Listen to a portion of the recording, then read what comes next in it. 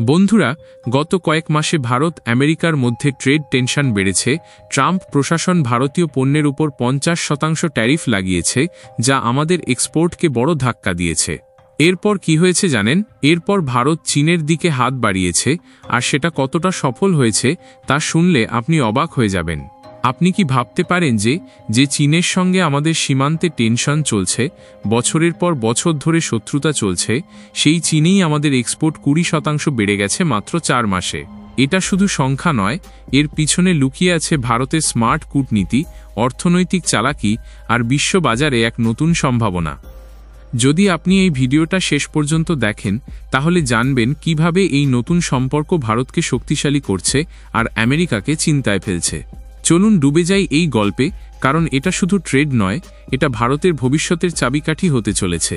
বন্ধুরা, আজকের খবরটা শুরু করার আগে বলি, আমরা সবাই জানি যে ভারত চীনের সম্পর্ক কখনোই মসৃণ ছিল না। ভারত চীনের মধ্যে সবসময় কোনো না কোনো বিবাদ লেগেই থাকত, যেমন সীমান্তে ঝামেলা, অর্থনৈতিক প্রতিযোগিতা, সবকিছুই ছিল। কিন্তু ট্রেডের দুনিয়ায় জিনিসটা অন্যরকম।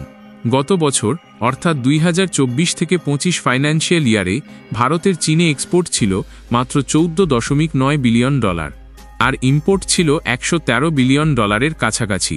মানে ট্রেড ডেফিসিট প্রায় $99 বিলিয়ন। এটা একটা বড় চ্যালেঞ্জ। কিন্তু 2025 থেকে 26 ফাইন্যান্সিয়াল ইয়ারের প্রথম 4 মাসে অর্থাৎ এপ্রিল থেকে জুলাই পর্যন্ত ছবিটা পাল্টে গেছে। আর তা হল ভারতের চীনে পণ্য এক্সপোর্ট 20% বেড়ে $5.76 বিলিয়ন হয়েছে। হ্যাঁ বন্ধুরা, গত বছরের একই সময় এটা ছিল $4.80 বিলিয়ন। এই বৃদ্ধি মূলত পেট্রোলিয়াম প্রোডাক্টস, ইলেকট্রনিক্স এবং কৃষি পণ্যের কারণে। উদাহরণস্বরূপ জুন মাসে ভারতের এক্সপোর্ট $1.38 বিলিয়ন হয়েছে, যা গত বছরের জুনের থেকে 16.4% বেশি। এটা শুধু সংখ্যা নয়, এর পিছনে আছে ভারত চীনের মধ্যে এক নতুন সম্পর্ক। চীনের অ্যাম্বাসেডর এক্সু ফেহং দিল্লিতে বলেছেন যে আমেরিকার ট্যারিফের বিরুদ্ধে ভারত চীন একসঙ্গে লড়াই করতে পারে, আর এটা একটা বড় সিগন্যাল। এই বৃদ্ধির পিছনে কয়েকটা ফ্যাক্টর আছে। প্রথমত, ভারতের মেক ইন ইন্ডিয়া প্রোগ্রাম থেকে ইলেকট্রনিক্স এক্সপোর্ট বেড়েছে, যেমন স্মার্টফোন কম্পোনেন্টস চীনের মার্কেটে ঢুকছে। দ্বিতীয়ত, কৃষি পণ্য যেমন মশলা, সামুদ্রিক পণ্য এবং আয়রন ওর এগুলো চীনের চাহিদা পূরণ করছে। তৃতীয়ত, চীনের অর্থনীতি স্লো হলেও তাদের ইন্ডাস্ট্রিয়াল ডিমান্ড স্থির, আর ভারতের পক্ষে এই এক্সপোর্ট বৃদ্ধি আমেরিকার ট্যারিফের লস কভার করতে সাহায্য করছে। উদাহরণস্বরূপ ট্রাম্পের 50% ট্যারিফ ভারতীয় স্টিল, অ্যালুমিনিয়ামকে হিট করেছে, কিন্তু চীনের মার্কেট খুলে যাওয়ায় আমরা সেখানে শিফট করছি। ফলে ভারতের ওভারঅল এক্সপোর্ট জুলাই মাসে $37.24 বিলিয়ন হয়েছে, যা গত মাসের থেকে বেড়েছে। এছাড়া রুপি ইউয়ান ট্রেড বাড়ছে, যা ডলারের উপর নির্ভরতা কমাচ্ছে। এই সব মিলিয়ে 2025 থেকে 26 সালে ফাইন্যান্সিয়াল ইয়ারে ভারত চীন ট্রেড $150 বিলিয়ন ছাড়িয়ে যেতে পারে। এটা ভারতের জন্য একটা স্ট্র্যাটেজিক উইন, কারণ এতে আমাদের অর্থনীতি ডাইভার্সিফাই হচ্ছে। বন্ধুরা, এই বিষয়ে চীনের অ্যাম্বাসেডর এক্সু ফেহং বলেছেন, আমেরিকার ট্যারিফ ভারত চীনকে আরও কাছে আনছে। আমরা ভারতীয় পণ্যকে স্বাগত জানাই। এছাড়া ভারতের কমার্স মিনিস্টার পীয়ূষ গোয়েলের একটা স্টেটমেন্ট আছে যে আমরা চীনের সঙ্গে ব্যালেন্স ট্রেড চাই, আর এই বৃদ্ধি সেই দিকে একটা পদক্ষেপ। কিন্তু ট্রাম্পের পক্ষ থেকে কোনো ডিরেক্ট কমেন্ট নেই, তবে তার অ্যাডমিনিস্ট্রেশন চিন্তিত।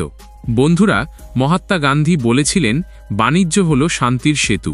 আর এটা ঠিক এখানে মানায়, কারণ ট্রেড দিয়ে আমরা শত্রুতা কমাতে পারি।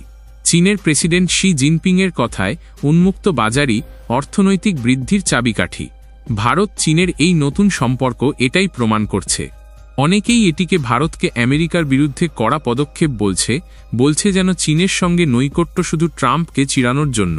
কিন্তু আমি বলবো এটা প্র্যাগম্যাটিক অ্যাপ্রোচ। ভারতের স্ট্র্যাটেজিক অটোনমিয়াস, আমরা কোনো একটা দেশের উপর নির্ভর করব না।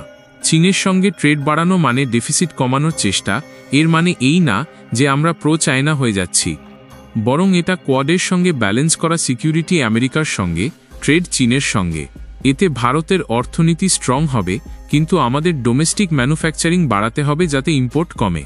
এটা একটা ব্যালেন্সড ভিউ, না যে ট্রাম্পকে ঘুটনোতে আনা। বন্ধুরা, আমার মতে এই নতুন সম্পর্ক ভারতের জন্য একটা গোল্ডেন অপরচুনিটি।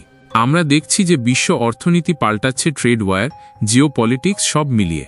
ভারতের এই 20% এক্সপোর্ট গ্রোথ শুধু চীনের সঙ্গে নয়, এটা আমাদের গ্লোবাল পজিশন স্ট্রং করছে।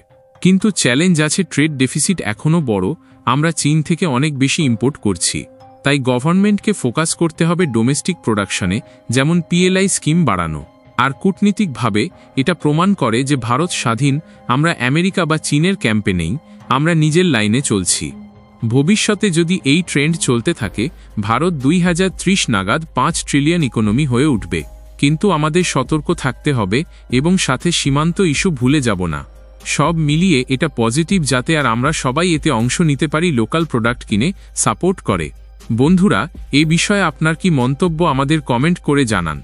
ভিডিওটি ভালো লাগলে লাইক করুন, কমেন্ট করুন। আর এমন ভিডিও আরও দেখার জন্য আমাদের চ্যানেলকে সাবস্ক্রাইব করুন। জয় ভারত।